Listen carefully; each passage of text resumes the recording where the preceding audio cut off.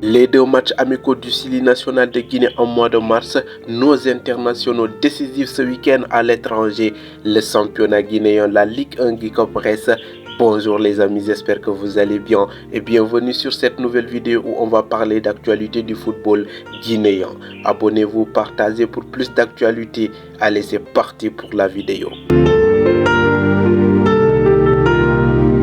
Voyageons à l'étranger où pas mal de nos internationaux se sont illustrés avec des buts ou des passes décisives. Et oui, on commence par Serhou Guirassy, auteur d'un doublé avec Borussia Dortmund qui retrouve petit à petit sa forme habituelle. Alioune Badara Baldé, auteur d'un but, lui aussi avec son club sénégalais du côté de Suisse.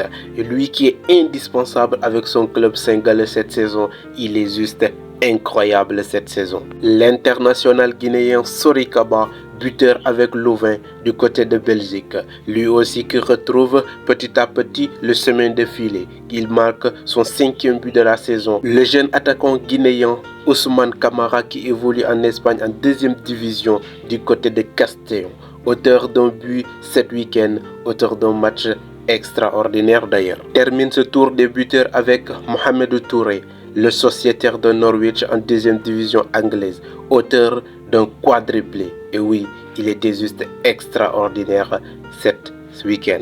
On reprend nos valises vers la Guinée, où le Sili national A se prépare pour 2 matchs amicaux en mars 2026 contre le Togo et le Bénin. Et oui, les rencontres sont prévues le 27 mars contre le Togo et le 31 mars contre le Bénin. Tous les matchs se jouent au Maroc. Et oui, on va bientôt revoir le Sili national A en action. Après ce tour, revenons dans le championnat guinéen, la Ligue 1 Guy Presse. Et oui, avec 3 affiches hier où on a eu des matchs nuls et des victoires. Oui, les militaires de l'Asfago ont été surpris sur leur terrain par Wakria Athletic Club de Boké qui s'est imposé 1-0 grâce à Amadia Kité pour son 9e but de la saison. À Koleya, le foot élite a réussi à accrocher un match nul face aux industriels de Kamsar grâce à un but d'Ousmane Camara qui a empêché les visiteurs de repartir avec les 3 points.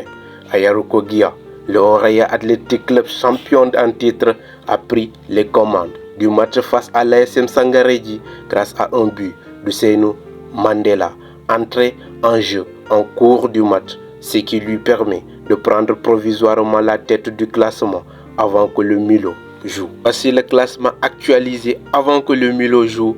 Donc le Oreya Athletic Club prend provisoirement la première place avec 33 points en égalité avec le Milo ainsi que le Afia. Tous les 3 clubs ont 33 points. On voit en bas du tableau le Louba FC et le RCC Kamsar qui vont se lutter pour sortir de la zone rouge. Orlai Cissé qui disputait son premier match au stade Yorokogia.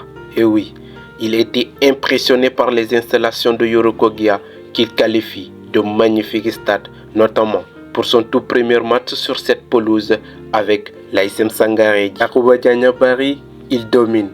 Toujours, il continue à dominer les meilleurs buteurs.